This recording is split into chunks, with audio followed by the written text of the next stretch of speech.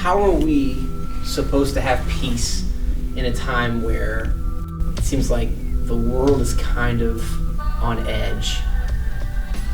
Just like everybody else on the news, the pandemic, social media posts, we've seen this movie before, right? So my brain was literally in 9 different directions.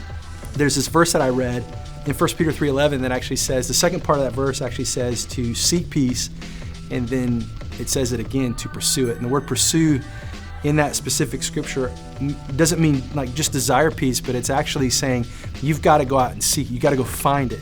And I think just with things coming at us at 90 miles an hour, there's this notion where we get overwhelmed, which means that we have a decision to make, I think. And there's this idea of running after the peace of God. In Psalms 46:10, it's one of the most popular scriptures in all of the Bible. It says to what? Be still and then know that I am God, is what it says. Well, for me, I'll just say what it means to me. I think, this word be still has this idea or this sort of picture of just not only just being quiet, but there's this idea of just breathing, just inhaling and exhaling when you're in the presence of God. And I think we want to know God, but there's something that comes before that, and it's the be still part. And that's what's hard. That's what's hard for us to land on, because we have so much coming at us with social media. We have so much coming at us with the news, this information. So a practical thing to do is just shut all that off and get into a room all by yourself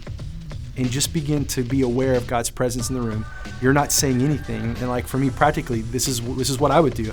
I would sit in a room, maybe the lights may be dim, maybe they might even be off. And I just simply start biblically meditating, like this idea of breathing, inhaling and exhaling, and just being completely quiet. And there's something about not saying anything and just allowing the presence of God to be in the room with me, to where all of a sudden I begin to know. And there's this picture in John 17 that Jesus talks about when he's praying for his disciples. He actually prays the same prayer. He says that I'm praying that they know you like I know you. And it's the same picture here. Jesus is praying for us to know the Father. And in times like this where it's crazy, it's important for us to just stop for a second, turn everything off, stop watching the news, and remember who the Father is. And remember that regardless of the uncertainty, that there is one thing that is always assured to us, and that's the presence of God, and that's God as our Father. And so my encouragement is to get quiet, sit down, and this is how you pursue peace, by getting quiet and reminding yourself of what His Word says, and then having an actual conversation with Him through prayer. And that doesn't have to be overly spiritual. Just have a conversation with Him and say, God, I'm choosing to cast this fear on you right now because I am afraid. It's okay to actually admit that too. I think so many times we, like Christians, we're afraid to say that we can't be afraid, or we're not in faith, or this. We make all these rules up when God's just looking to have a relationship with you. Even more, sometimes He just wants you to be quiet and be reminded that He is who He says He is.